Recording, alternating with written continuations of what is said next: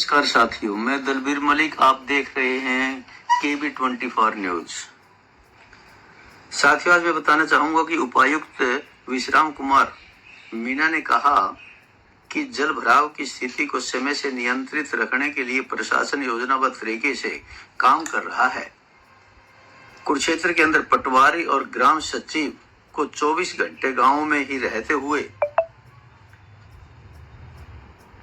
ग्रामीणों और जिला प्रशासन के बीच की कड़ी का काम कर रहे हैं। सभी गांवों में रात के समय ठीकरी पहरा लगाया गया है। उन्होंने कहा कि प्रशासन हर स्थिति से निपटने के लिए तैयार है। जिला में स्थिति नियंत्रण में है।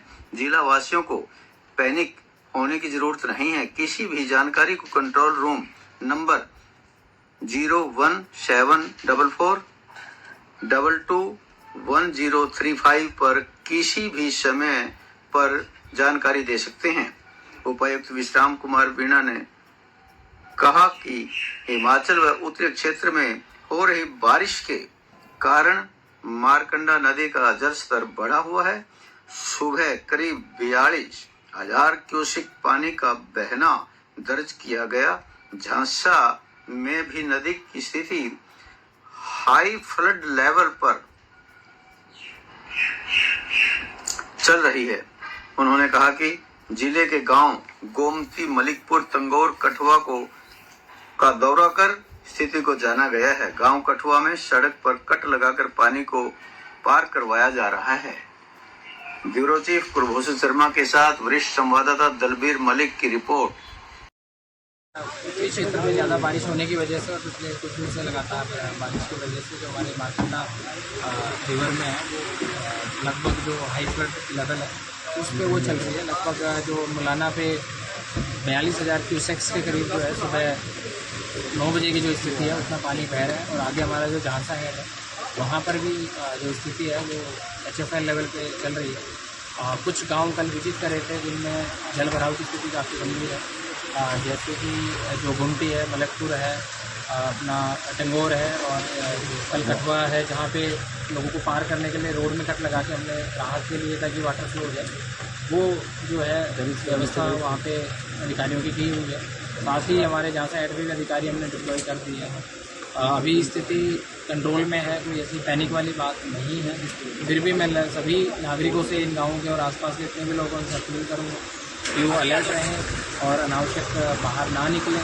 और जहाँ पे भी खेतों में या क्रॉसिंग है तो उसका वाटर लेवल चेकिंग करके या वैसी स्थिति के बाद ही जाएं और रात के समय में भी ना निकलें।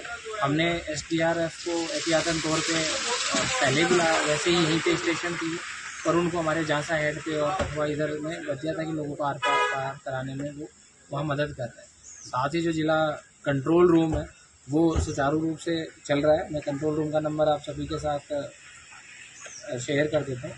जो हमारा डिस्ट्रिक्ट कंट्रोल रूम है वो 01744221035 ये डिस्ट्रिक्ट फ्लड कंट्रोल रूम है जिसमें 24 घंटे हमारे कर्मचारियों की ड्यूटी लगी हुई है। हमने भी एक व्हाट्सएप ग्रुप बना रखा है जिसमें आपसी सामंजस्य का सेटअप है।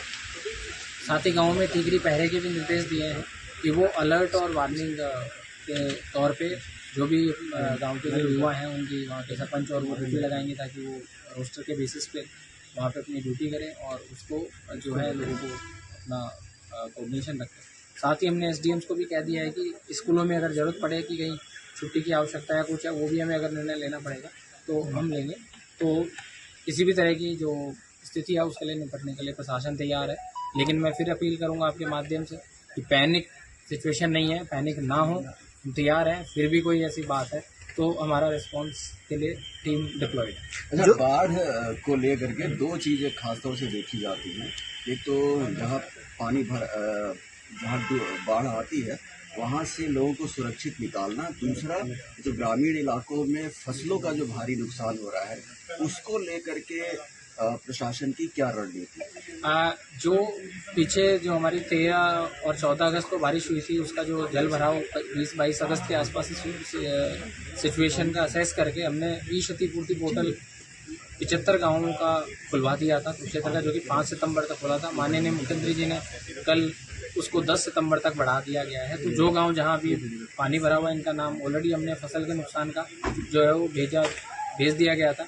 फिर भी अगर कोई नए एरिया में या नया गांव ऐसी कोई स्थिति आती है तो वहाँ पे उसका नाम हम क्षतिपूर्ति पोर्टल में ऐड करवा के पोर्टल खुलवा देंगे। तो वो जो यथास्थिति जैसे भी रहेगी, किसान अभी पोर्टल में अप्लाई नहीं कर पाते हैं, बारिश का पानी ज़्यादा है तो कहीं CSC सेंटर या उसमें ना करें, हम वहाँ कैंप लगवा देंगे क्योंकि 10 सितंबर तक पोर्टल खुला हुआ है तो अभी हमारे पास सफिशिएंट टाइम है। साथ ही दूसरा है कि किसी और तरह की हमारी जान माल की हानि ना हो, उसके लिए भी क्षतिपूर्ति पोर्टल पे व्यवस्था है।